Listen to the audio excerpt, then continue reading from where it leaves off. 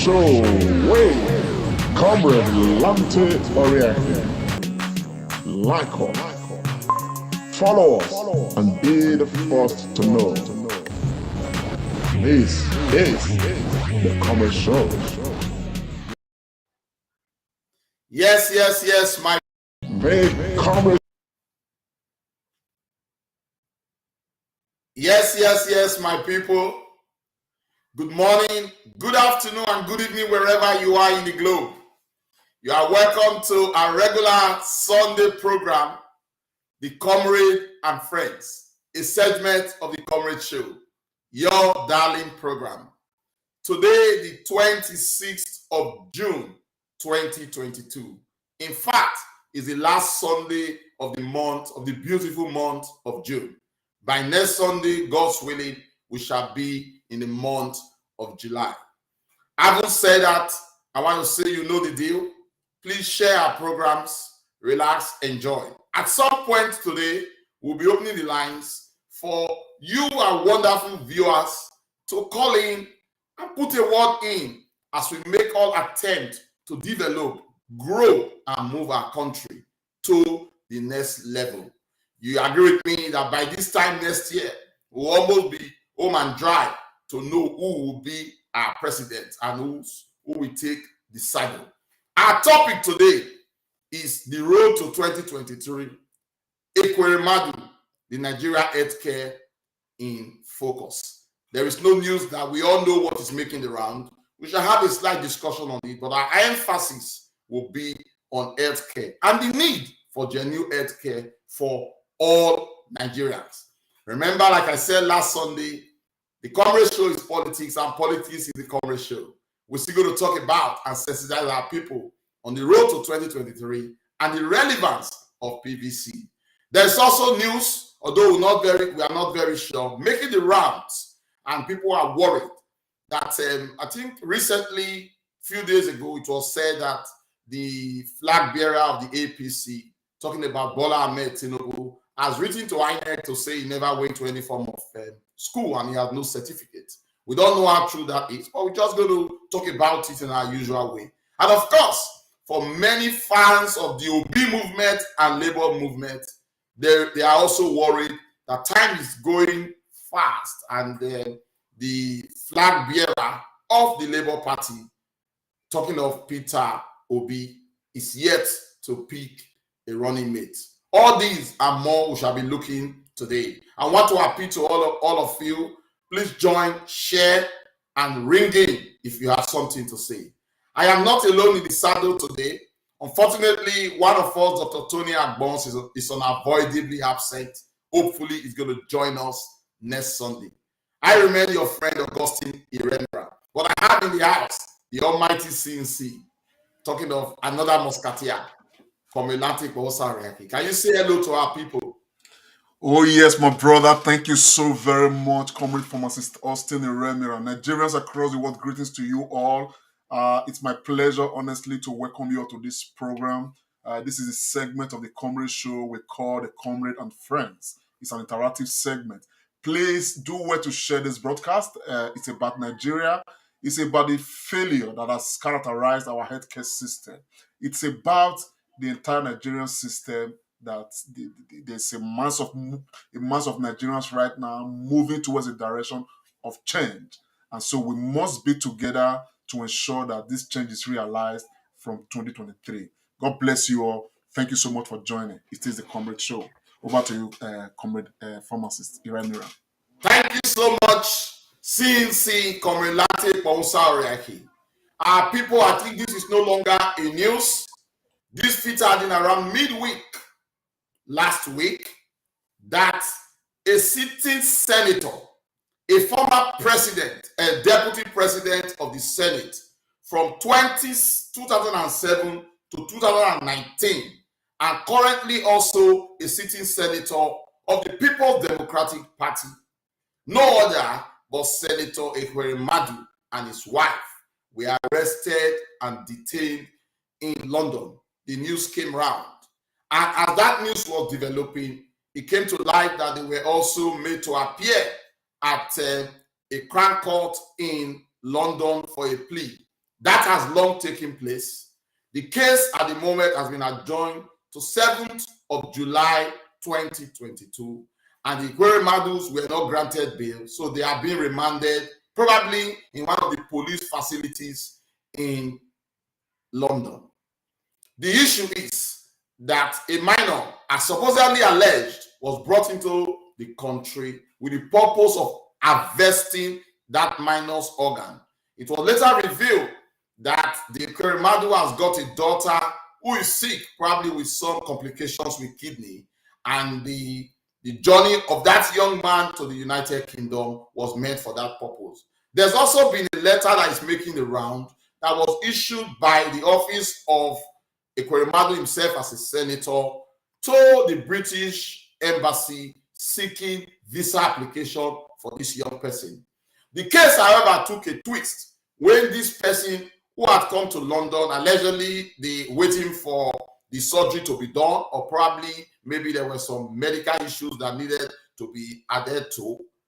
That person only went to make information to the Metropolitan Police that is actually 15 years, not 25 years, as alleged.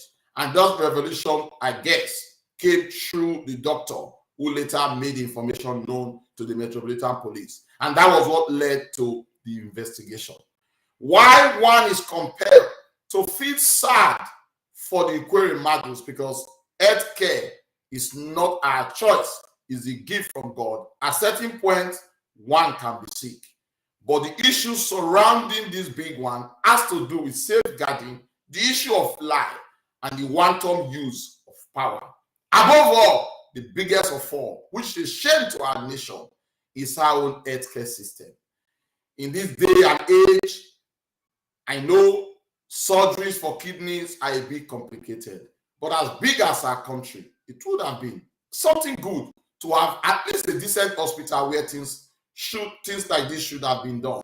One would ask, when Ekweremadu was in the Senate, in the saddle as deputy Senate president, what did he do to make healthcare better and attract huge funding from the federal government to our healthcare system? So whilst we look at this, we know it's sensitive and still in court. Today's program is aimed to zero in on healthcare and to advise our federal government that they see the need for us to make huge contribution in terms of budgetary allocation to healthcare. I also say education, but today our focus is healthcare because it is indeed very, very important. Having established that, I'm going to come to Ekweremadu Bosariaki. I know you made a broadcast on this because it is topical. It touched on all of us, and of course, it is shameful, even as we try to understand that it has to do with a particular family. I just want you to put your mouth on this. I know we are coming to healthcare, but just a general overview on the issue affecting Ekweremadu and this issue of this young man and the issue of safeguarding and Metropolitan Police. How do you see it, Ekweremadu? I just would first and foremost thank you very much the way you've established and situate this particular issue. To be very honest, Comrade Pharmacist Remiran, this matter has a lot of vistas. There are different directions we can look at it from. First and foremost, we cannot fault the Metropolitan Police, okay, because they are doing their job. But there are so many conflicting stories coming out of this situation. There are stories that are saying that the Ekweremadus are trying to take advantage of a minor. I think what's in the record of the British police is that this young man is 15 years old. But information is coming out right now. Whether true or false, we don't know. But several information is coming out right now to tell us that, to suggest that this boy may actually be an adult, as it were. So I think it's for the Metropolitan Police to now work with the Nigerian authorities to see, what structures, what procedures have been followed, probably based on the existing, procedures normally that the Nigerian government, has established. to see how well those things have been followed. But ordinarily, the world must understand that the issue of organ transfer, kidney transfer, and all of that is not a crime. Okay, but there are established rules to all of these. If this young man is a minor, who authorized, the Ekweremadus to enter into this agreement? What was the contract? What is the contractual agreement? What has been paid or what's supposed to be paid? So there are so many questions. I'm sure that the authorities of the British government will be, looking into. On the part of the UK, the issue of safeguarding you mentioned is very important. The issue of organ harvesting in the UK is a matter that carry very huge penalty. It is not to be joked with. Here in the UK, we are aware, of course, that organs are being harvested. You understand what I'm saying? But there are established rules to this and all of that, and every party is protected. How well has this happened? Only yesterday, I was reading an information purportedly written as a testimony by the said young man. According to the testimony, he has said that he was asked to come to the UK for a job, to come and work in the UK, only for him to come here, and he was asked to go to the hospital that some medical things need to be done. And so he reported to the doctor that was going to carry out the operation that he doesn't know why he's here. It is the doctor that now involved the Metropolitan Police. Now, when I read the testimony of that young man, just trying to summarize it now, I found flaws in them, because even the visa of the young man that is flying around is clearly written there that the man is traveling on health grounds. You understand what I'm saying now? And all of that. So whatever the whole thing is, I'm sure that the investigations definitely will reveal a lot more. On the issue that the boy is 15 years old, as alleged right now officially by the UK government, I am sure too that the UK government will find ways of verifying this. And that information is out there now that one young man, now this we cannot independently, verify, but that one young man had come out to say he's the younger brother to this said boy. And the person who's talking as a younger brother to this said boy is 22 years old. And he said that this said boy is actually 25 years old. That's what he's claiming. Another person has come out entirely and all that. So the thing is taking different twists and turns. But the beauty of it is that, well, we are not going to the Nigerian Healthcare failure already at the moment. The beauty of it is that I think the UK government right now, with what they are doing, it should teach Nigeria a lesson. These are not things we should toy with. You understand what I'm saying? And all of that.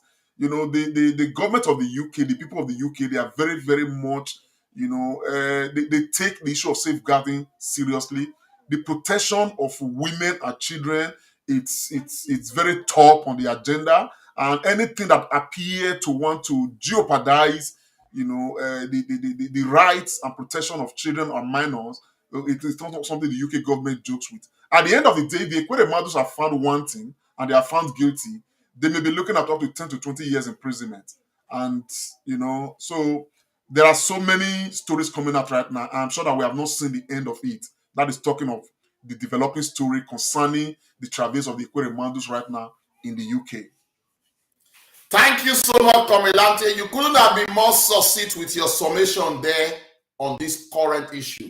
Like we said, it is developing, things are changing fast. But one thing is that because it's a more safe climb, investigations are done properly, and I believe that we have all the information at hand as the court proceedings begin to take place.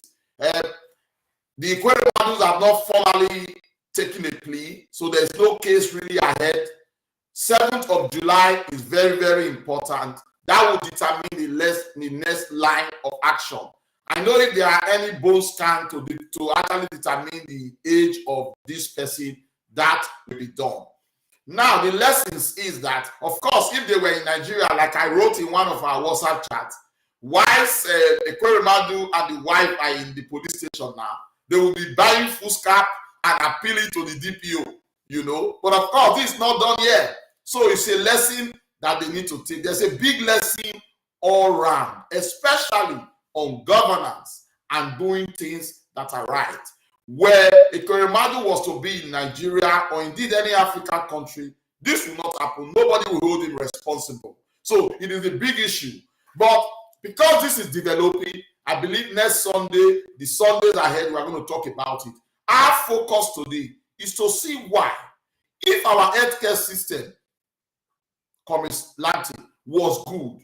I'm not saying people will not travel if they have money, but the rate of doing this will be very, very minimal. Let me put this into perspective. We are discussing the colleague today who has informed us that for the last 10 to even 15 or 20 years, our healthcare budget is far less than 6%. At best, it's been 6%. It goes from 4 to 6% every year. And a huge amount of that is spent or record expenditure. And you also realize that even this says 6%, not all of them goes into healthcare because of corruption and embezzlement. Checking through the net today, I wanted to have a very latest healthcare budget for the United Kingdom, but I was lucky to get 2020 budget. And I just want to let our viewers know that in 2020, the UK spent 257.6 billion on healthcare, equating to about 303,840 pounds per person at a population of between 65 to 67 million. Just oppose that with Nigeria, where our total population is almost 200 million, if I'm not getting it wrong. What is our budget? With the UK spending 257.6 billion as at 2020, equating to one person, whether you go to hospital or not, having a budget for that person for 3,840 per person.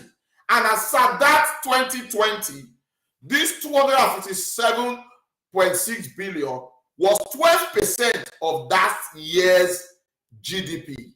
As at 2019, it was 9%. So by 2020, there was an increase. Unfortunately, I could not get the 2021 and 2022 budget. But if we base this information I've provided just for 2020 and just oppose it with Nigeria, you see that there is a far cry. And of course, no country can develop if we are not well. Health is a state of mind. It's only when your state of mind is sound that you can deliver. So health education underpins our budget. Comrade Lanti, my question to you is, don't you think, given this situation, with Ekweremadu in focus, how and what should we do to improve our healthcare system? What should be the focus for the incoming government 2023, hopefully to be OB? What are the challenges if our healthcare system is to meet the needs of our people? First and foremost, personally, what I look for in a leader, that will occupy the position of office of a president, is preparedness and awareness.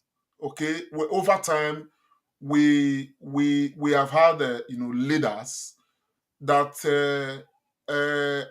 have not been prepared, are not compliant with the time that we are in, and do not understand the rudiments of the office they are occupying. Now, constitutionally, the most important what's it called, a provision of the constitution for a president, okay, is the protection of lives and property, which is security. Now, when you break security down, health is one of the major components of security, that falls under that umbrella. Now, majorly, the territorial integrity with the army and every other thing needs to be in place. Police need to be very functional. Policing needs to be very functional, and all of that. Taking everybody's life seriously needs to be very functional. But when you go below that cadre a bit, the next most important thing is the health of the nation. And the health of the nation is determined by how healthy the people are. Now, you expect every government to come into office and look at the mortality rate of the nation, look at the health index of the nation, and begin to use that to determine, what the budget of health should be like. And I mean, begin to talk to the experts in the nation, the areas where budgeting is important. I mean, we just passed through, a COVID pandemic, and Nigeria was reliant on other nations. At a point in time, we were just copying and pasting. And what were we doing? As a nation, every day Boris Johnson was coming out in this country to address the British people on the state of COVID, you understand, giving statistics, the plans of government, reviewing these plans, what they intend to do, and of course, carrying the entire nation along. We never had that from anybody, from the president of Nigeria. As a matter of fact, what we seem to have was the Nigerian government waking up every once in a while, the president coming up to say, what is the UK doing? They say, oh, UK is locking down. Okay. He will announce the next day we are locking down. What's America doing? America is opening up. Okay, we announce the next day we are opening up. We didn't have any, policy that is, what's it called, tied to our situation. You understand what I'm saying? Now that is influenced by our own situation. We were not impacted, as a nation, the way some other nations were impacted. Every nation tailored their policies, along with how impacted they were and all of that. And again, when you look at us, we were not even carrying out any research. There's no records to show that we're carrying out any research. And all of these things take budget. How can a nation with over 200 million population, have a budget of less than 6% of our budget on health? And meanwhile, when you look at the recurrent expenditure of the nation, is taking more than half of the entire budget of the nation.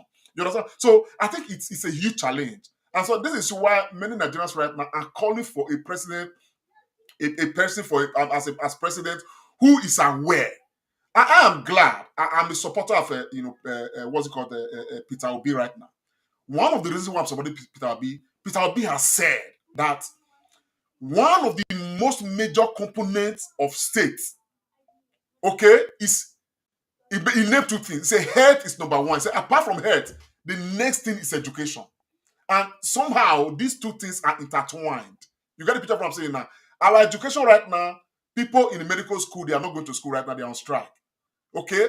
At the end of the day, we have doctors that are because of the way, the package of our health workers, healthcare workers and all of that, they are leaving Nigeria in droves. You understand what I'm saying now? Going to other places where they can earn better living. So there's a huge vacuum already created. And yet, the ones going to school are not going to school. They are not getting trained. Even by the time the school resumes and the money they go back to school, they come out half baked. And the focus is for everybody to live. At the end of the day, for this 200 million population, we actually have inadequate manpower to cater for them. And the reason why we have inadequate manpower is because government has not made, healthcare, what I'm saying, attractive for people to take a career in and all of that. So I expect the incoming government to up the budget. I mean, you are just saying right now, based on statistics, that the UK is budgeting over 300,000 naira. Is it 300,000 you mentioned or 3,000? 3,840 pounds. Over 3,000 pounds for each individual. Okay, Yeah. per a person in the UK. That's what they are budgeting right now. Now, when you juxtapose that against what Nigeria is budgeting for each individual, you find out that we are probably budgeting less than 1,000 naira for each Nigerian. And when you convert 3,000 pounds into Nigerian currency, we are looking at something in the ratio of nearly 3 million naira. You understand the picture of what I'm saying now? So we have not done anything at all as far as health is concerned. We expect this president to come in place, new president will come in place by the grace of God, Peter Obi. And I'm very sure that he's going to review the way our budgeting system is and plug all the corruption holes in it. And hopefully, by the end of the next 4 years, when Peter Obi becomes president, we will now have a case of people like Ekweremadu falling into this trap. Because if our healthcare infrastructure were in place, Ekweremadu will have no business taking his own child and trafficking another person to London for organ, what's it called, organ trafficking and stuff like that. He would have followed normal, regular procedures in our own country, with our healthcare facilities very much in place, with our doctors not running away, with our surgeons not running away, with our nurses happy to stay in Nigeria and work because the package is good. So there is no reason in Nigeria today why health should not take at least 20% of our total budget. Thank you so much. You couldn't have been more clear, Comrade Lamte Pausaraki. To our viewers, the focus today is healthcare, using Ekwerimadu's issue as a case study and an inroad to look at our healthcare system and what we need to do. The lines are open. If you have suggestions or you have comments you want to make, please pick up the phone and dial in. It is good for us to hear from you because we don't know it all. Your suggestion, your comment, your input is very, very important. And when you were talking, I just remember only a few months ago, the doctors, I think all resident doctors went on strike. That lasted for months. It was only resolved not quite long. And as we speak, our educational system is in comatose. They've been on strike going to 5 to 6 months now. And there is no discussion about all this. And these two parameters are very important. Education, health is germane. Like we said, Ekweremadu was fortunate, probably because of his position and his wealth to do this. There are so many families that are having different health challenges who don't have any money, nobody to help them. And like as we speak, this challenge continues, and even the medical tourism is still going on. So I would have expected, hopefully, that this week, the National Assembly will rise up to make a statement using this as a yardstick to further develop that aspect of budgeting as it relates to healthcare.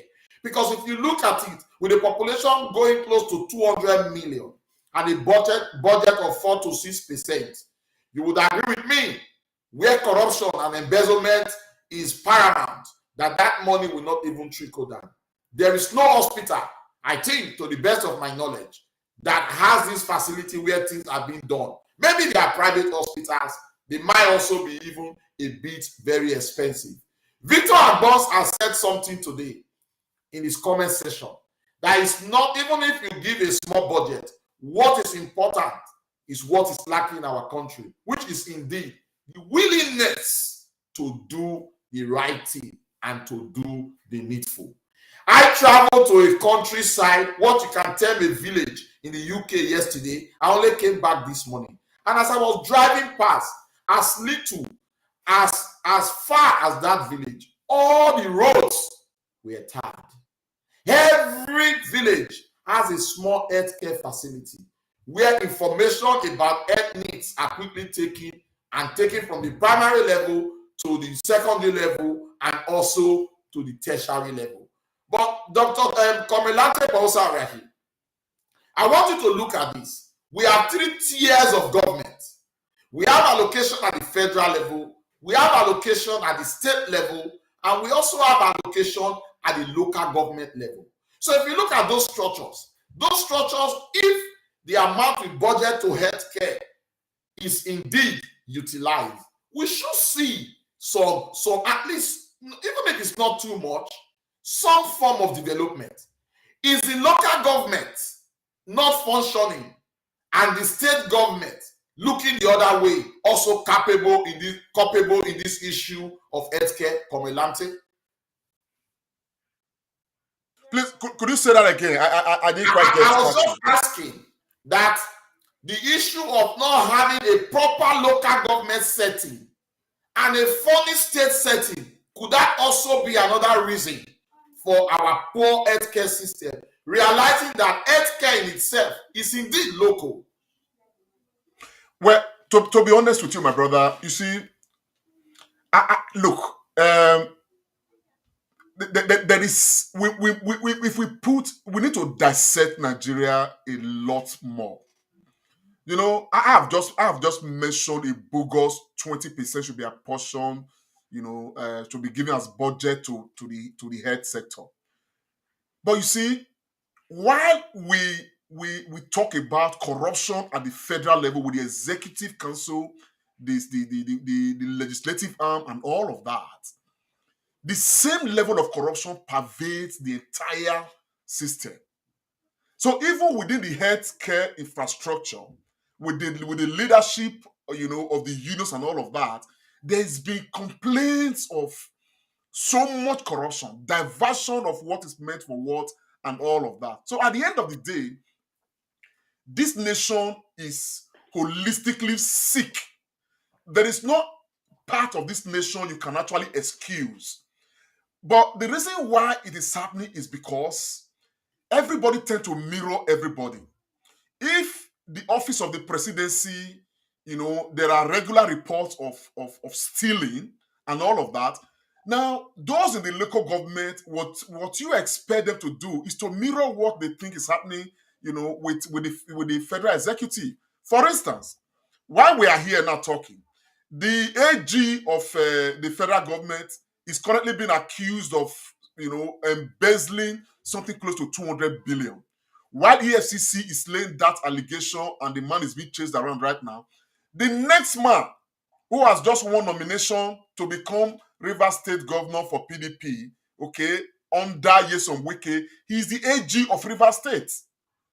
It is being alleged right now that the man has embezzled something more than 450 billion naira in this same country.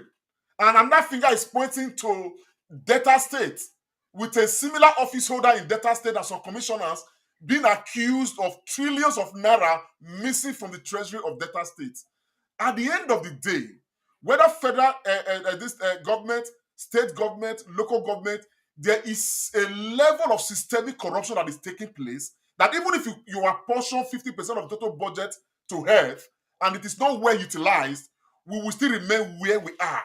And the reason why this is not well utilized is because those at the federal level, at the state level, everybody's mirroring everybody in corruption. As a matter of fact, we can effectively say that there is competition in corruption amongst those that the corruption practices are just open to. They compete, like who is going to steal more. That's what we are getting in Nigeria. So why we fight to say, man, look, the budgeting should be increased for this critical, components of our Nigerian state. There's another huge problem. Even when you increase it, these guys will even steal more because the little going to these departments, they are being stolen and not effectively utilized. That is why we are where we are. To be honest, if only the federal government is the only corrupt organ we have, the state government are using what they are getting, judiciously for the state, there probably will be less complaint. There will be better focus to deal with what is happening at the federal level. But today, a governor will leave office, and when they begin to talk about what has missed under his administration, when you put what is supposed salary is supposed to be for 4 years and allowances, as a matter of fact, you will be enraged. But all that they've stolen are things meant for the state to provide healthcare infrastructure, to provide fiscal infrastructure, to provide security infrastructure, to provide all of these things, but they take them away. I give you an example. When many years ago, I think it was during the era of Lucky Igbenedion, a particular road in a local government, the leadership of that particular area, they were calling the local government that they have put some red sand, okay?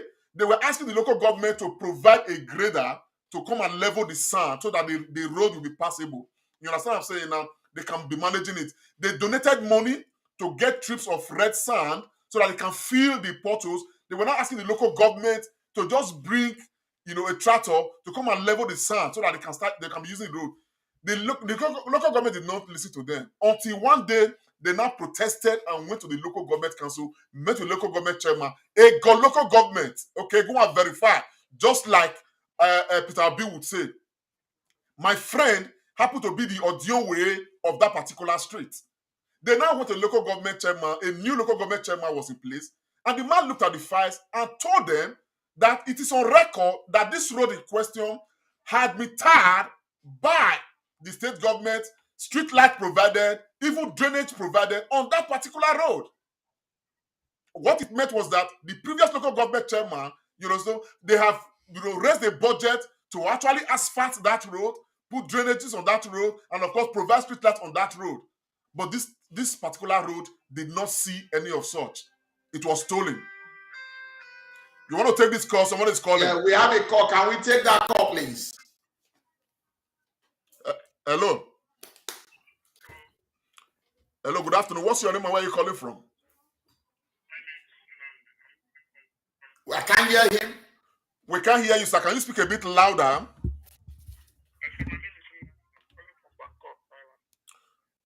I don't know if it's really very low.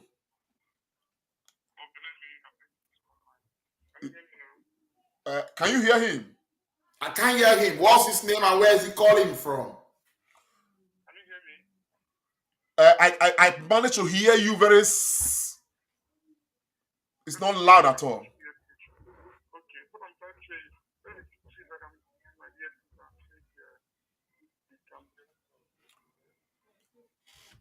We can't hear him, so I've actually ended the call. Maybe he will call back again. So like I was saying, I'm just trying to illustrate. This is exactly what happened several years back. You know, when I was still back in Nigeria. I was much younger and all of that. This happened. You understand what I'm saying now? So that is to tell you to what extent corruption has eaten deep into our system. So at the end of the day, I am happy and hopeful. You know, with the kind of stingy nature of somebody like Peter Gregory Obi, we expect that his stinginess to help us plug the loopholes that that are in government. And if he brings that aura into governance as far as Nigeria is concerned, I expect that aura to trickle down to other levels of government and make Nigeria a better place for the future. Let's take the call. Hello. I think we're hearing a bit better. Go ahead, sir. What's his name? My name is Liam. I'm calling from Ireland. Huh? He's calling from Ireland. What's his name? Ireland. What's your name, sir? Nnamdi is my name. It says Nnamdi. Oh, Nnamdi, thank you. Yeah, actually, my contribution, I want to contribute to the discussion. To me, the corruption you're talking about is an easy thing to be solved, But the issue is that we need some like a kind of commitment. That commitment can be in form of legislation.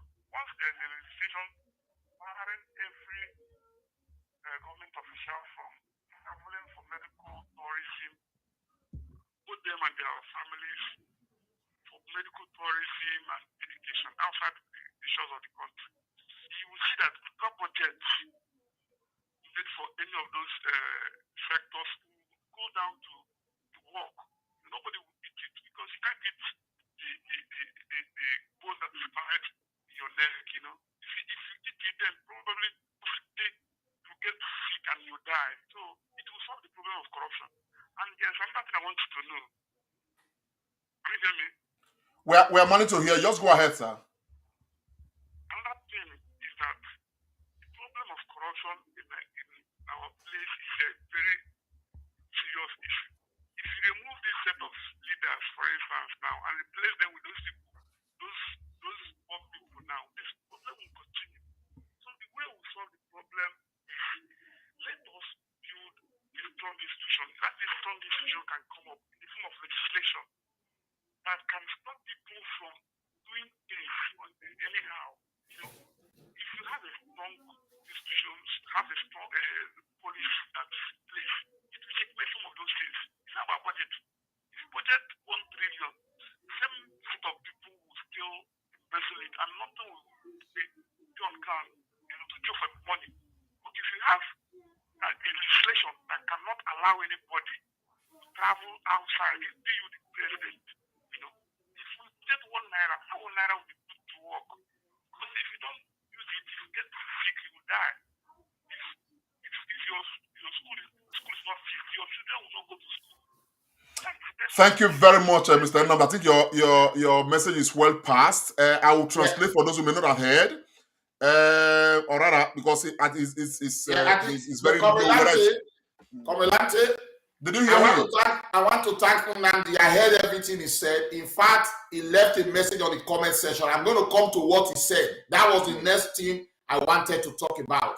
But I just want to thank you the way you put your last statement, because my question was more on having the 3 tiers of government in Nigeria. That would have been something better. And you couldn't have said it so correctly. In fact, you've coined a word from your title, CEC, Competition in Corruption, 2022 Comilante. And that is absolutely clear because there is no deterrent, there is competition in corruption across all tiers of government. And you did say so. If the federal government was culpable and the state government were doing their bit, it will not be so bad. If the local government were doing their bit, it will not be so bad. So all arms are failed. I also want to talk because in all this community, the people, they are very important. But just before I go to the people, I want to emphasize on what Unandi said. I think it's the young man that left a message on our phone, Alex Unandi Indife. He asked a question. If you want to take action, we need some radical action that may not be palatable. It may even be inhumane, but it is right for that to be done so that things can be set right. He said something, two important things. Let's have another caller. Yeah, let's take the call. Hello. Hello. Yeah, hello. Good afternoon. What's your name and where are you calling from? Good afternoon, comrade and friends. This is Dr. Oko. I'm calling from Sheffield. I just could not help not calling in to talk about Nigeria's healthcare system.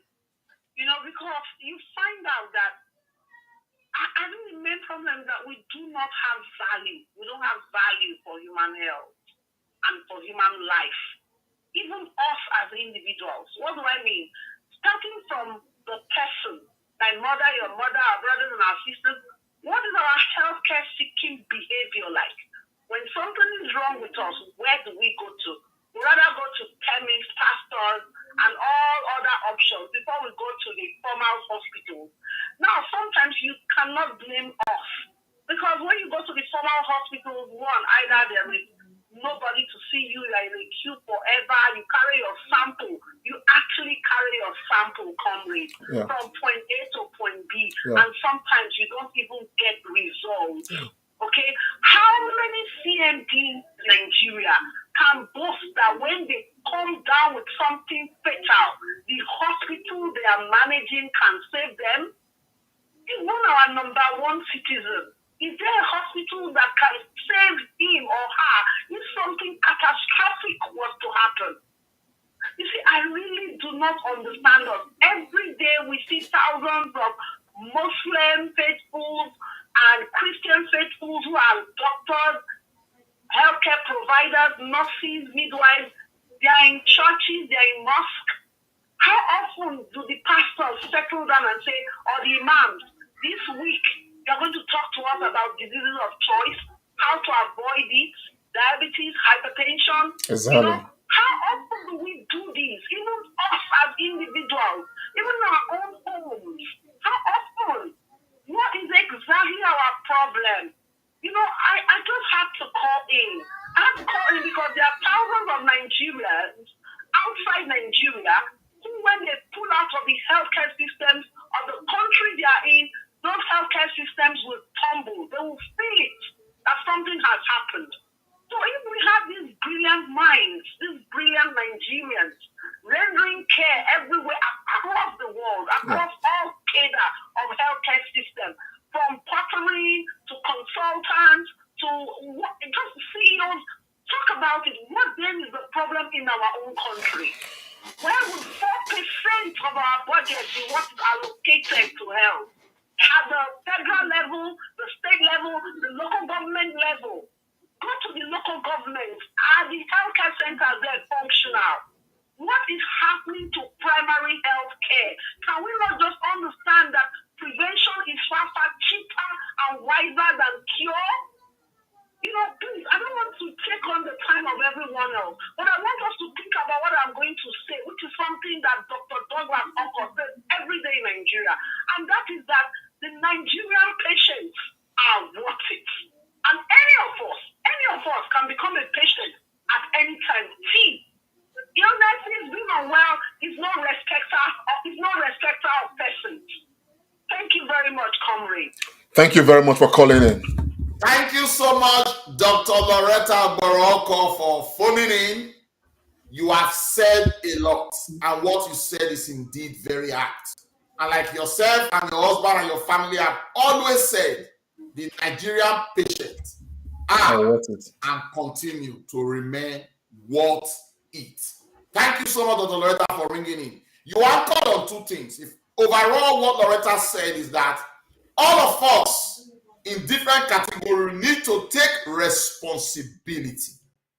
Responsibility is key in what she said. And I think at some point we're going to talk more about what she said. But thank you so much, Dr. Loretta, for ringing in. So, Comrade, zeroing on what Mr. Unandi said. Now, healthcare tourism. And like Loretta alluded to, even our president at some point was guilty of this and continue to remain guilty of it. Because example is very important. I have argued those amount of money she spent traveling with the presidential jet and all that. Couldn't the doctor be brought to Nigeria? Probably a discussion for another day. But whilst we are talking about this healthcare budget, some people are arguing seriously that we should stop healthcare tourism among government officials.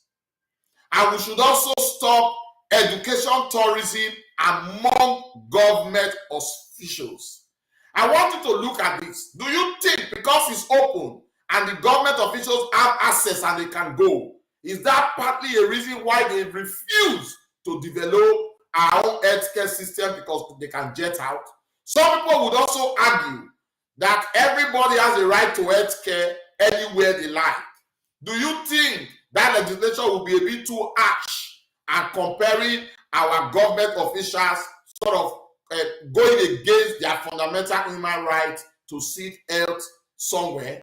I think, in my view, that if this is put in place, it will help to develop our own system back home.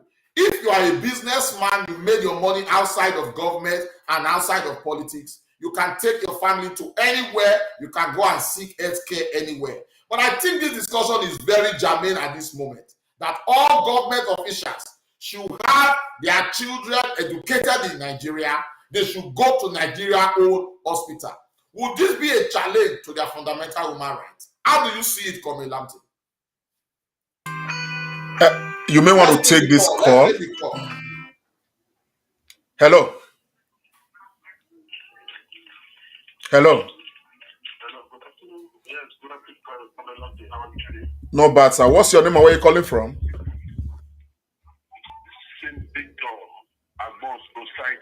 From Central African Republic, which can be mission peacekeeping in Central African Republic. God bless you, sir. Go ahead, sir. Okay, just to contribute to this health care issue. Mr. Victor, could you just reduce your other device and concentrate on talking to us, please? Okay, thank you very much. Just to talk about this healthcare, I made some comments.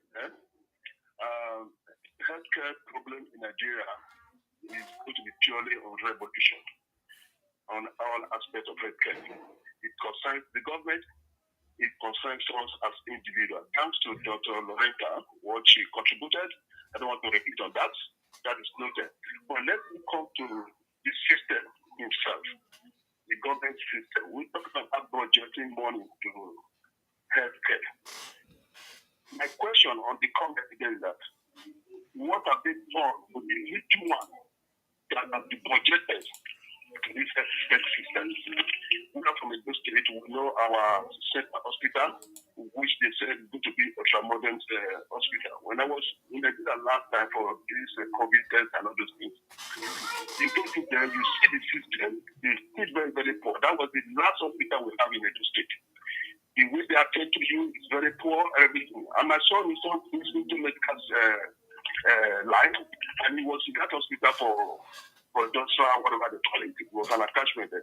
But I saw the way he was exposed, and unfortunately, I didn't like that, and I had to leave the country because we are exposed, and the government is not telling us the truth of what they are really doing about the money. Even the little one we have contributed, or we have been budgeted into the health sector. The other issue is this: we may mention of local government and state, my own question is that we not got to the level of the state now, not to the federal, because we know that corruption is just the ultimate of everything. Because this guy, if the healthcare system is better in Nigeria, they will not be interested. They will not be interested to make it better because that is where they get their corruption from. So whether we projected the heavy amount on it, it's still going to be consumed by corruption. So my own advice is that we should take responsibility first of the little one that has been budgeted and see how far it has gone. With the statement of one of our students that said we have to ban those productions for the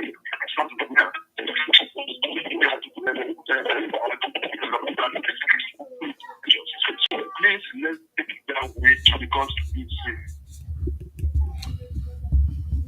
Thank you very much. I think we the last bit of it wasn't very clear. Yeah, thank you so much, Victor Agbons for Central African Republic. He's been a regular contributor. I think Yeah. he's just also following up for what Loretta said, the issue of responsibility. Yeah. To whom much is given, much is desired. What have we done with the little? Even if we say our budget is not enough, what was given to us, have we utilized it? It goes down again to embezzlement and corruption. But Dr. Korelante, can you speak on this? Medical tourism and education, is it against their fundamental rights? To be honest, a desperate concern calls for desperate measures. First and foremost, I am not really at home with it because the issue of failing healthcare system and the corruption in Nigeria is not just corruption in Nigeria is not just about the healthcare system alone. It's about everything. It's like when the Bible says, "Seek ye first the kingdom of God, and every other thing shall be added." Okay, so the issue of medical tourism may not even arise if certain fundamentals in governance they are being dealt with. For instance, if we're able to curb the issue of corruption, so many other things will just naturally fall in line. We don't need to have any legislation to say, man, politicians' children should not go to school abroad. If our school system is all right because corruption is less or reduced to the barest minimum, and our educational system is stable and all right, naturally, people will just have their children in school. But again, that itself is not independent. It's interwoven with the issue of security. If the security system in the country is stable, everywhere is at peace. I have lived abroad now for donkey years. I have never. I come out 2 a.m. at night, 3 a.m. Anytime. Nothing has ever waved my mind to say like maybe I hear gunshot somewhere or something, or light just goes off all of a sudden. It has never happened. But a couple of years back when I went to Nigeria, you understand what I'm saying now? First night, I could not sleep. Power. I have not heard. I never see that kind of thing for so many years.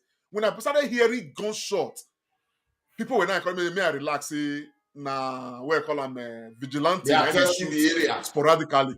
Back and back, my brother. You can imagine what that is. You understand what I'm saying now? We need to take the caller, right? Yeah, let's take a call.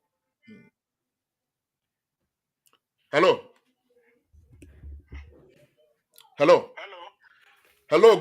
Good evening. What's your name and where are you calling from? Yes, Okundaye Obahiagmo is my name, and I'm calling from Bola. Go ahead, Mr. Okundaye. Thank you so much, sir. My contribution actually is based on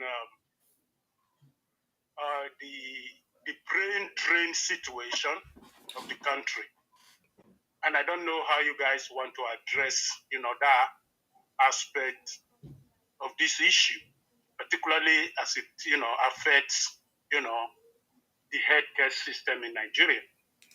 Because I recall even while, I was still in Nigeria, the issue of brain drain has already started.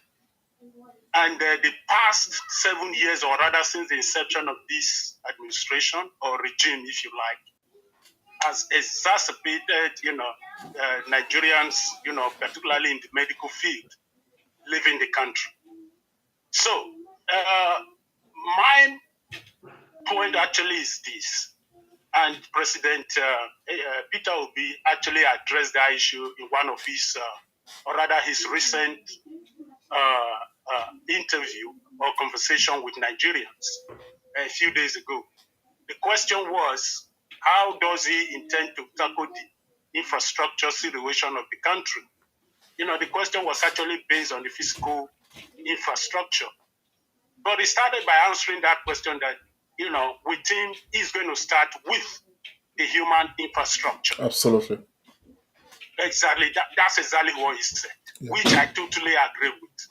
Because if you are able, it's just like, you guys living there in UK and myself living here in Holland.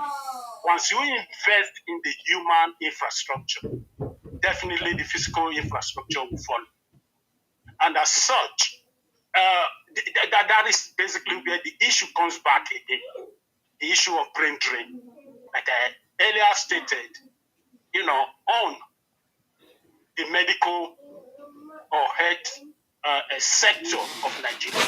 So how are we going to, tackle that particular aspect, whether to a scheme or a program is going to be put in place to, that will encourage, the repatriation in this sense. I'm not talking of, the political repatriation, but a scheme that will encourage Nigerians to come back home, experts, to come back home. Otherwise, no matter how we address this situation, whether at the national level, state level, or the local level, if the human resources, the human capacity is not available to address this issue the way it should be. And thank God we have in, President Peter Obi, the incoming president, that, that is going to be his focus. Just address him as president. Flesh and blood is not revealing like that to you. It's the Spirit of God. Say it again, sir. I said you addressed him as president. I said flesh and blood did not reveal that to you. It is the Spirit of God. Amen. I just, I have no other choice, Mr. Oriadi, than to, but address him already as president. Yes, a good thing. To me, it's not even a president in the waiting. If you like, you can address him that way.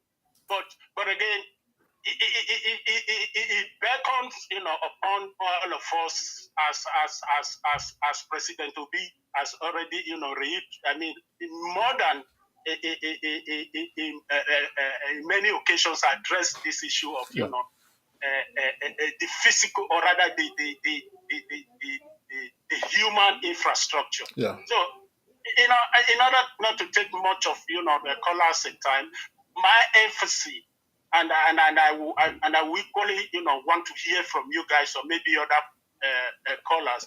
How do we address that aspect of brain drain that has affected so many sectors of Nigeria, Nigeria life? But thank you. This particular issue is narrowed down to the health sector. Now, please, I want to hear from. Thank you very much, sir. As well as other callers to help me out, to help all of us out. Whether it's a scheme, whether it's a program, but again, President Obi is ready to address that. Thank God that, instead of first of all addressing the physical infrastructure, he first of all wants to address the human infrastructure.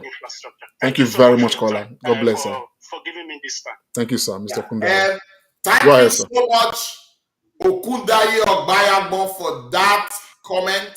You started with a question, but I think you already answered the question yourself. Like you said, the president in waiting has already spoken about this. I think for me, I don't think having a scheme would help. I think only two things would help: good governance and security. Once we have good governance and security, there are so many Nigerians abroad that are dying, yearning to go back home to make a contribution. All we need is good governance. Maybe by the time we begin to see that good governance in full throttle, we can then have a plan of going from country to get there. But good governance is the key. Okundaye, thank you so much for that comment. I really, really love it. Pomilante, you were trying to make a point. Can you be a bit? First and foremost, sir, I just want to establish something here. It's a misconception that we always make, There is nothing like brain drain in Nigeria. Our brains are not being drained. Our people are running away because the environment is not conducive. So it's environment drain. Nobody is draining us. Nobody is chasing us away. Nobody is dragging us. We are begging to be enslaved in the streets of Europe. We are begging to be enslaved in America and Europe. Because of bad governance. Because of the prevailing circumstances at home. So there is nothing like brain drain. We are when you talk of brain drain, it's like there is a scheme somewhere, deliberately pulling your people out. You understand what I'm saying now? No, there is no scheme anywhere. Okay, Komelate, you have made that point. Can you answer my question, please? Yes. I think you have a caller. Okay. Somebody's asking what's the number to call in. Can you stamp our number again on the screen, please? Hello. Good evening from here. Yeah, good evening, sir. What's your name and where are you calling from? My name is Carlo Okoro-Kilech. I'm calling from South Africa. Yeah, Mr. Carlo, go ahead, sir. Please, you have just 60 seconds. Okay. The contribution I want to do is that Nigerian problem is the insecurity problem. We have a lot of insecurity in Nigeria. So first of all, if we want to do anything in Nigeria, we need to fight and make sure that we have security first. You see, without security, there's no development we find in Nigeria. You see, so that's what I want to contribute. Thank you very much, sir. Security first before any other things in Nigeria. God bless you, sir. Thank you very much. Thank you, Kalu. Komelate, can you quickly answer my question, please? Oh, yeah. So what I was trying to say is that the issue of tackling corruption or having a special legislation on, for politicians, different from other people, may not be, a way to it. I think the major thing is the hope right now we have to elect a good leader. You just mentioned something yesterday. You said good governance and security. To be honest, good governance is just the only thing. Because with good governance, security will come. With good governance, corruption will be reduced to the barest minimum. With good governance, the infrastructure of state we experience honest development. Okay, but most of all, what will work for us, whether as federal government, state government, local government, wherever it is a leader that we have, that ability to strengthen the Nigerian institutions holistically, to revamp our institutions and make them work for the good of Nigerians. For instance, when Obasanjo was in office as president, okay, Obasanjo budgeted well over 17 trillion on electricity, and yet we are unable to get more than 3,000 megawatts or 4,000 megawatts of electricity at any time. Today we are here. Now, I was watching the Chinese television news yesterday. Queues everywhere. People are not paying so much amount of money to buy fuel. Meanwhile, we have 4 refineries that are grounded. They are telling us that we are using trillions of naira to subsidize refined product. Meanwhile, we have 4 refineries that have the capacity to give us petroleum products. You understand what I'm saying now? At very, a small rate. Now, the culture of subsidizing, the culture of selling our crude and buying a refined product is still existing under this administration. We have been on this, and that is actually the hallmark of this corruption we are talking about right now.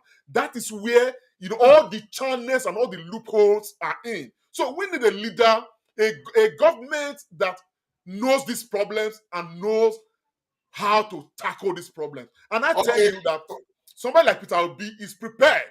I will stop you there now. You've answered my question, but I want to say that on this occasion, myself and yourself, we differ greatly, and I think Alex Unandi is on my side. You think that having any form of legislature doesn't really matter. You want good governance. That is absolutely correct. But you must agree with me that unusual problems demand unusual solution. I agree with many of our commentators today that if we have to move forward, even if it's for a period, we have to suffer. Let us put that legislation to set a way towards prosperity, because you know that Nigerians, they like it harsh. So I think good governance is good, but I think if it's possible, that legislation should be in place. We'll leave that there now. As we are gradually rounding up on this very important issue, I have picked up what I have termed the 2 P's. We may not be able to talk more on one, because it's also part of governance that we have hammered on. We've looked at what we need to do. But I think there's a particular pillar that we always miss. And when Dr. Loretta Boroko said it, he mentioned it in transit, that most of us Nigerians are religious in nature. We go to churches, we go to mosques, those that worship other gods, they go there. But actually, we don't practice what we preach or what we say. So that brings me to 2 things, the 2 P's, power and people. Power, we've talked about, can only be improved by good governance. And Nigeria at the moment seems not to have started. Even our national grid had a problem 2 weeks ago. Power is very important to business, it's very important to life generally, and it's indeed very important to healthcare and our well-being. So we forget about that. But I want us to look at people. Commonality. Why is it that when you become a local government chairman, it is assumed that upon assuming office, you should become rich overnight? When you become a governor, you should become rich overnight. When you become a councillor, you should become rich overnight. As a governor, you should become richer. You should become rich overnight. Or when you hold any position of service, you should become rich overnight. I am worried. Can you speak about the role of people in current governance and development? Why are the people allowing this to happen? Why do we create an inroad for people to ride on? Why do we as people, if my brother were to be a governor today, I expect him to give me money? Where will he get the money from? So look at the role of the people, the role of the churches, the role of community leaders, the role of chiefs, and the role of everybody that holds sway. The people, Komilante, speak to the people on this issue. You see, my brother, there are different strands to this, but all of them are pointing towards the same direction. First and foremost, I always make reference to this passage of the Bible. It says, seek ye first the kingdom of God, and every other thing shall be added. Every other thing shall be added means you shall have good health, you shall have a comfortable life, your life will be fairly easier, your access to God will be fairly easier. All you need to do is to seek ye first the kingdom of God, and every other thing around you as a human being, we get easy resolution. That's what it is. Now, we probably, if we discuss this on the surface level, it will mean that we don't understand the power of corruption. Corruption, apart from, what we can easily refer to as, leakages, sucking away the resources of state. You understand what I'm saying now? Corruption, redefines the value system of the people. You understand what I'm saying now? Ordinarily, the government of the people, by the people, and for the people, set a standard ordinarily. Now, when the government of the people, for the people, and by the people is now mixed with corruption, what it therefore means is that governance is no longer for the glory of service, it is now for a different purpose. Now, the system of Nigeria has been, sewn, weaved in such a way that the gap between the rich class and the very poor class, is so much. As in, there is no middle class. So what people aspire to do, they aspire to be rich. Nobody aspires to be just comfortable, have your basic necessities of life, and just be okay. And even when you try to have that aspiration, the government of the day and the system has not provided the enabling environment for these things to thrive, for you to even have comfort. You may even be a rich person reasonably and all of that, and yet your family member is being kidnapped and you're asked to come and pay some ransom. You are living in fear. You do not have the electricity to even run your business that can employ one or two persons, create SMEs around and all of that. These are things that government needs to provide. So at the end of the day, the only leeway for people to now earn a living would be to attach themselves to politics. That would not be the only leeway. And when they attach themselves to politics, that attachment in their mind is not because they actually want to use a political power to provide good road for the people or use a political power to provide amenities for the people. But the first focus in their mind is that I want to get this power so that I can become richer. I can have more easier access to things and all of that. I can have more easy access to things and all of that. So at the end of the day, the very first focal point of address is the good governance you talk about, with somebody at the head of affairs helping with his own aura and his belief, deploying everything he's got to redefine the entire system. Somebody once told me, and the person said that the average Nigerian is both corrupt and can never do without corruption. And I told the person it's a lie. I said, because when I traveled first time and I went to Germany, I entered Germany, and when I touched down on the German soil, it dawned on me immediately that this place is different from Nigeria. Nobody told me that I must abide with the rules of engagement. Why? Because the institutions of the German state, they are strengthened. Now, ordinary street, what's it called? The traffic light. As somebody is walking, the road is clear, it's free. 12 o'clock at night, no vehicle is coming from left and from right. And the walkway says, push red, that you should stop. You cannot cross, because when you do, you understand what I'm saying now, you may meet with the police and you may actually, have a serious problem for that. Because the institutions are working, everybody becomes law abiding. We need a government, somebody who is going to serve for the glory of service, strengthen our institutions, make our laws work for us, make them effective, that the average Nigerian man will coordinate himself. No matter how corrupt they are in PDP and APC, with a good government coming from Labour, okay, putting all the strings in place, strengthening laws and orders in the law and order of the land, strengthening institutions, every corrupt person in PDP and APC today, they will repent and start doing things rightly. It is because the system has allowed room for all of this. That is why we are seeing what we are seeing. And that is what is now giving us a value, the kind of values that we are not supposed to be used to as a people. Thank you so much, Komilante. But all you are talking about is in the future. You have still not answered my question. We don't have the good governance now. We hope for the good governance next year, hopefully. But now, we are the people. What are the quick things we can do? Are you not worried the way the traditional rulers give titles and position to people who they know? You have a caller. Can we answer that question? Let's take the call. Hello. Hello. Hello. We've lost the call. Yeah.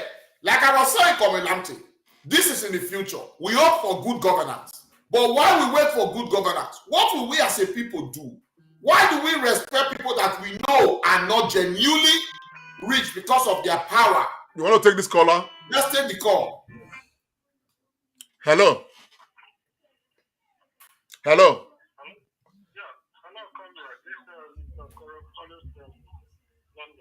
Mr. Okoro, good evening, sir. Mr. Okoro? Yes. Please speak a bit louder. You have 90 seconds. Yeah, I'm speaking louder. Can you hear me now? I can hear you. Go ahead, sir. I want to come in when you're talking about corruption and the Nigerian assistant. Are you proud to be a Nigerian? I am very proud to be a Nigerian. Very proud. I know that we have challenges, but I still am very proud to be a Nigerian.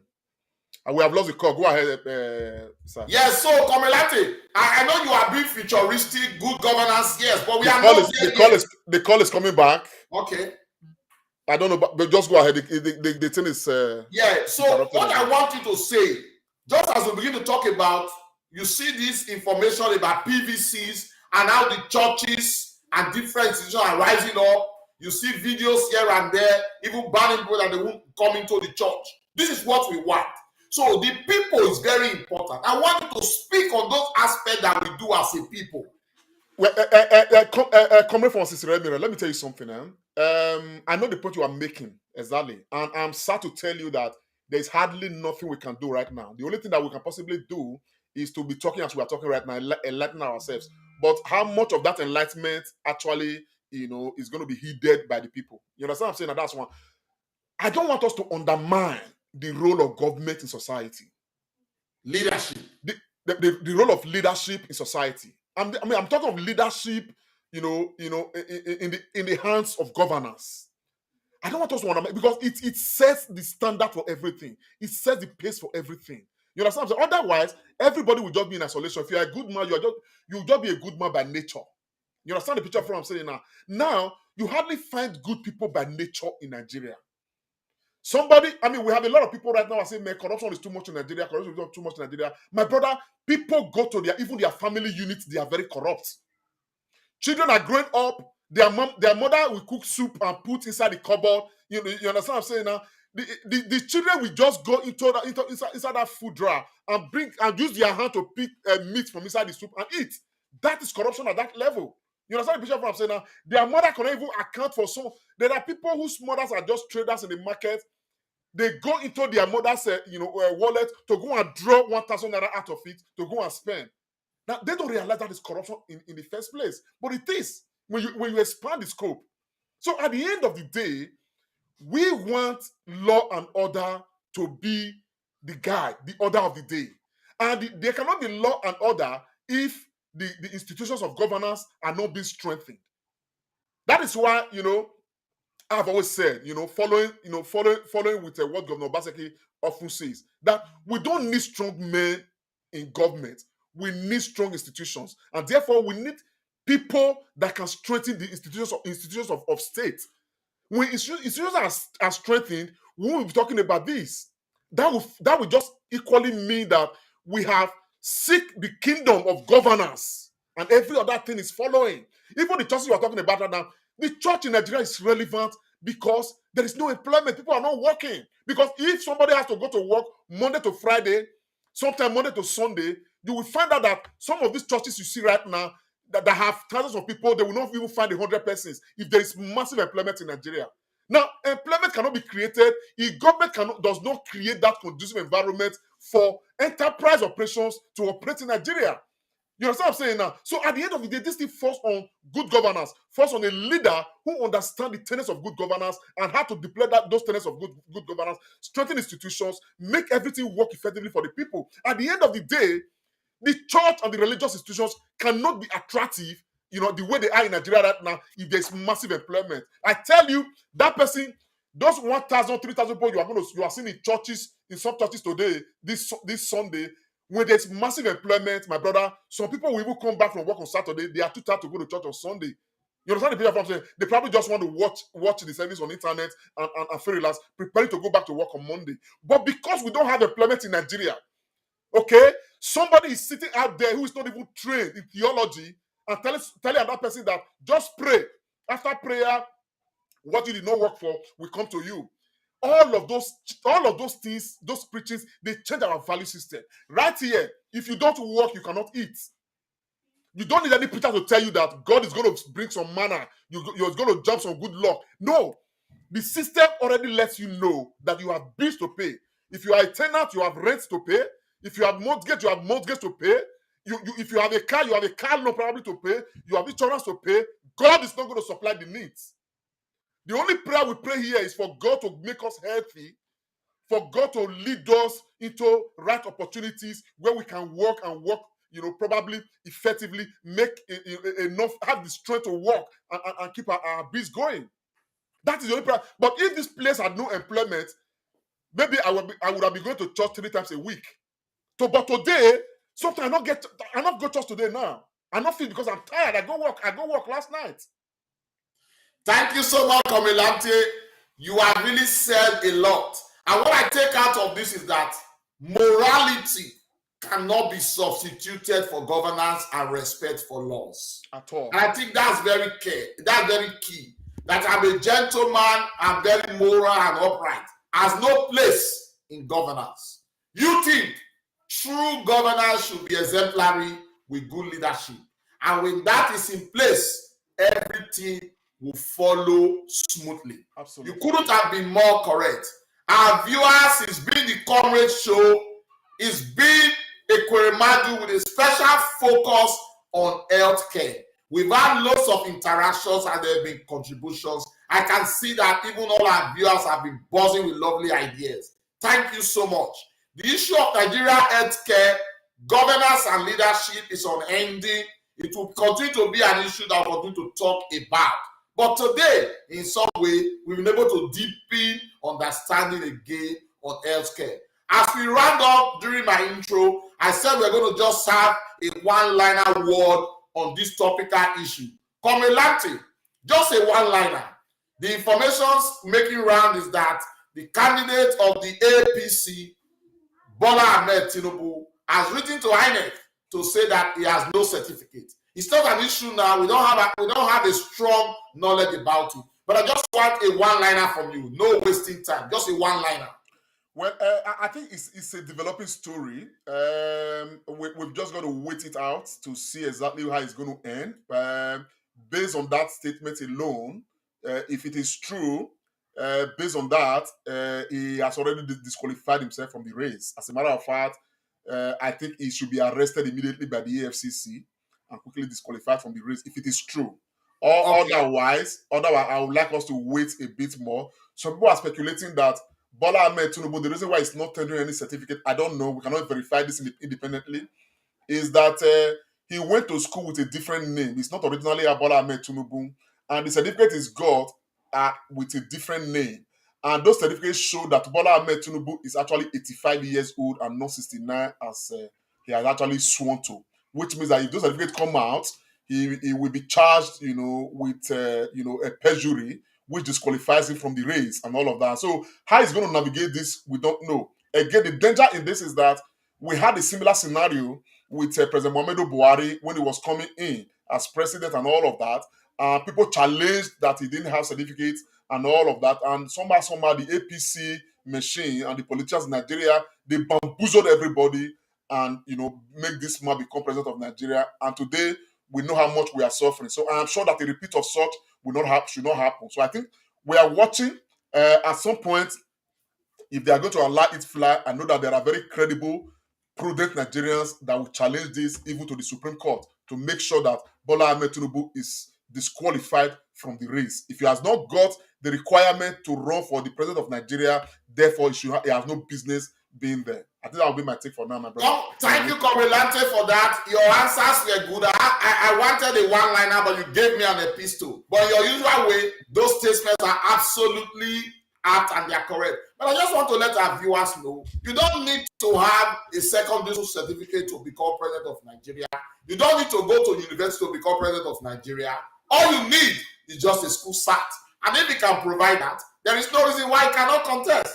The only hope we have is that with the obedient nature of Nigerians now, it will just be part of history. And he have no chance again to contest. I seriously want Bola Ahmed Tinubu to be in this race. Let it be victory won once and for all. And we know that we'll not have a Tinubu in subsequent elections. But like we said, it's a developing news. Sorry. Let's hope it's not true. Sometimes it's very difficult to verify these things. But thank you so much, Comilante, for your input. Our last issue is just to zero in on Labour Party, the PVC collection, and for the flag bearer of Labour Party, Peter Obi, still not having a running mate. Some people are concerned. We're still within the window of replacement by INEC. And we want to encourage everybody to continue with the PVC. But on that, Comilante, are you worried? Are you concerned that the time is ticking and we still don't know who is going to be the running mate of Peter Obi? No, I'm not concerned at all. I don't think Nigerians should be disturbed at all with that. I think Peter Obi is a very prudent person. Is very meticulous, and I honestly I don't know why, but I trust his judgment. I know, like the whole world is aware, that the Labour Party is having a very serious negotiation with the new Nigerian party or something, NNPP. Of Kwankwanso. I'm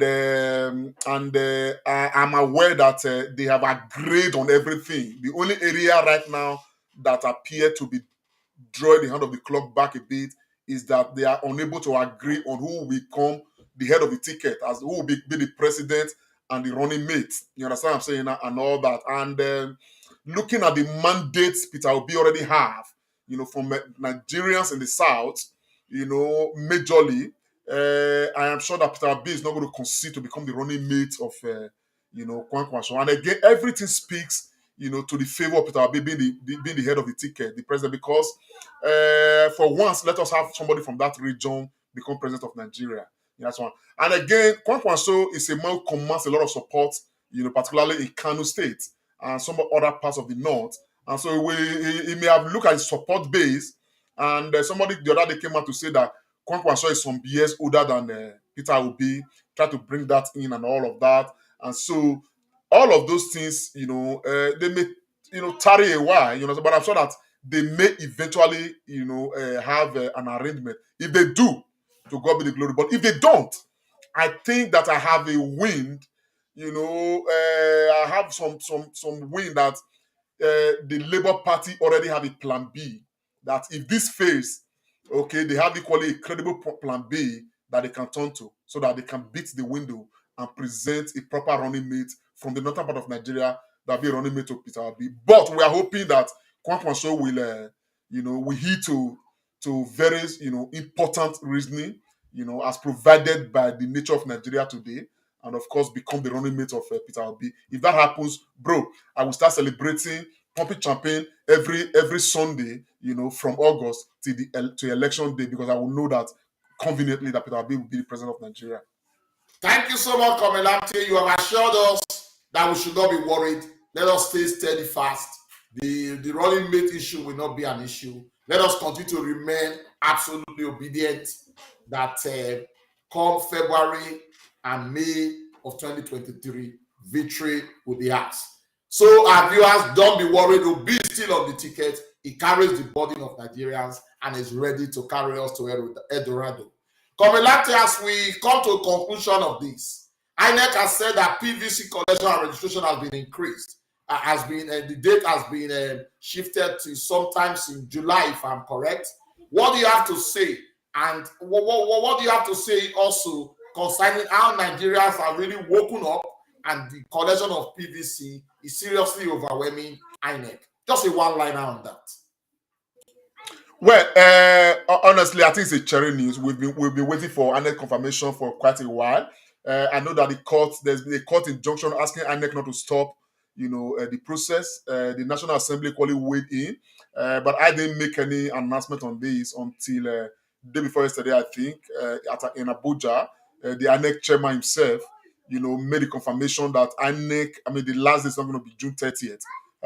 What is good about it too is that the extension for now is what's it called? Has no date at the moment. You understand what I'm saying now? So people can actually, keep on going to process their PVCs, and also it's quite a cheering news on the part of INEC, and the Nigerians will take advantage of the window and keep on registering. You understand what I'm saying? Now, for now, there is no dates, where it is going to end. So I'm sure that INEC may have made some provisions to keep the process on, because at the end of the day, in August of this year, people are going to turn 18. In September of this year, people are going to turn 18. In November, people are going to turn 18. In December, people are going to turn 18. So at the end of the day, we cannot. I don't think we should disenfranchise these people. So for now, it's indefinite. So let the people, take advantage and be registering. And remember, if you are registering, have it in mind that the only candidate we have in Nigeria today that will restore things for Nigeria, for me, and of course for the multitude of Nigerians today, is Peter Gregory Obi. We are hopeful, and that is why we're having this debate all the time. So, and for those who don't know Labour Party, Peter Gregory Obi will not be on the ballot. It is Labour Party that will be on the ballot, and the symbol of Labour Party, you can see that thing up there. One of our friends described it as Papa and Mama and Pikin dey the center. Then plenty chuku surround the Papa and Mama. That is Labour Party. Let us start recognizing that. But I know that at some point we are going to start massive voter, enlightenment. You understand what I'm saying now? to show people this symbol as a symbol they should vote for when it comes to election. That's my take, my brother. Thank you so much, Comandante. You are absolutely obedient all round. You are an obedient man, true and true. PVC collection, PVC registration is ongoing. Although there is no date now, it's indefinite, but that should not make us to be a bit lackadaisical about it. Let us continue with that fire, get registered, and have our PVC. It's only with PVC that we're going to speak and speak well in 2023. Like people will say, if you've been a victim of bad governance, if you've been a victim of not being in school where you're supposed to be in school, if you've been a victim of poor healthcare system, if you've been a victim of everything that you don't like, this is the moment, and your time will be in February 2023, where you go to cast your ballot for who will lead Nigeria for the next 4 years and beyond. Our viewers, it's been the Comrade Show. It's been a very entertaining, exciting, very good discussion today as we looked at healthcare system, taking a case study from the recent happenings with Senator Ekweremadu. We've enjoyed your contributions today. We've also looked at the presidential candidate of the APC, talking about the news out there that he has written to INEC about non-qualification. We've argued that that is not important. Let the right thing be done and let him come to the field, as Nigerians believe this is the moment for the obedient people to obedify everywhere, and all other contestants will be irrelevant. Please remember, PVC is very important.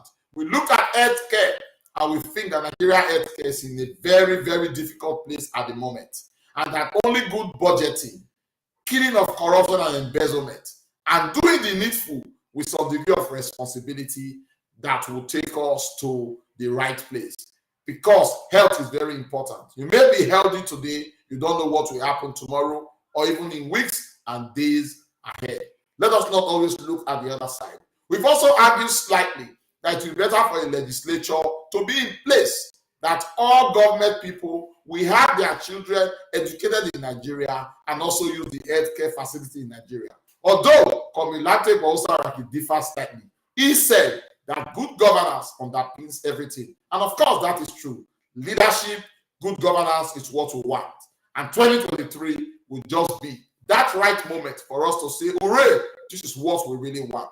We want leadership and good governance. Thank you so much, our viewers, for staying with us today. Before I hand in the baton to CNC to do the final razzmatazz, I just want to say a very big thank you to all the viewers of the Comrade Show, especially those on YouTube, Twitter, and all the various social media handles, and those who have made comments. We really, really appreciate you. On this note, I want to thank in a very special way Unandi, who rang us all the way from Ireland. Thank you so much for doing that. Our own Dr. Loretta Boroko, ringing all the way from Sheffield, the United Kingdom. Thank you for your input. It's ever so apt. I want to thank in a very special way our friend, a good friend of the show, Victor Abbott, who rang in all the way from Central African Republic. Your comments, your contributions are worth it. Thank you so very much. Our brother, Okundaye Obayagbon, ringing all the way from Holland, the Netherlands, in Europe. Thank you so much for your contribution. Thank you so much for your input. Continue to remain a strong follower, and your contribution is always and will continue to always be respected. Kalu, ringing all the way from South Africa. You were very clear. You hammered on security. Thank you so much, Kalu. How is South Africa, the rainbow country? Thank you for ringing in. And for our brother Okoro, who rang all the way from London, United Kingdom. Thank you for your contribution today. We appreciate all of you. We say, have a very, very good week ahead. Stay out of trouble. Continue to remain obedient. And don't forget to get your PVC. My name is Augustine Iremira. Thank you so much. I'll pass it back now to Komilate Bawusaraki to do the final razzmatazz. God bless you all, our dear friends of the Comrade. Yeah, thank you very much, Comrade Pharmacist Austin Iremira. And Nigerians, thank you so much. It's been a Comrade and friends. What else can the brother say? Of course, Comrade Pharmacist has already, touched on all. Thank you. We've had very useful participation. I want to quickly extend gratitude to Otumba Otuwashe. You sent us some stars. God bless you, my friend. Thank you so very, very much. Yes, please don't forget to join us same time next Sunday. We're going to be here again to look at another topical issue as far as Nigeria is concerned. The race is on. The show must go on. We are not reneging. Don't despair yourself. Let's keep focused. For those who are followers of Peter Obi, the obedient supporters and the obedient movement, we have a goal. The narrative is to change Nigeria for the better. The narrative is to give birth to a new Nigeria. It can only be done when we come together as a people. When ordinary people come together, like Obama would always say, extraordinary things would happen. And this is exactly what is going to characterize this process. Let's not despair. Let's keep pushing, because a new Nigeria we can see. We should be amongst those that will see the promised land and enter into the promised land, because we are all working for that new Nigeria. And to that extent, we are heroes. And like I will always say, the evangelism of the Obi movement is the beginning of liberation for the Nigerian state. On that note, I want to say bye for now. May God bless you all. May God bless Peter Gregory Obi, and may God bless the Federal Republic of Nigeria. Bye for now. Make Comrade show way. Comrade Lante Oriake. Like us, follow us, and be the first to know. This is the Comrade Show.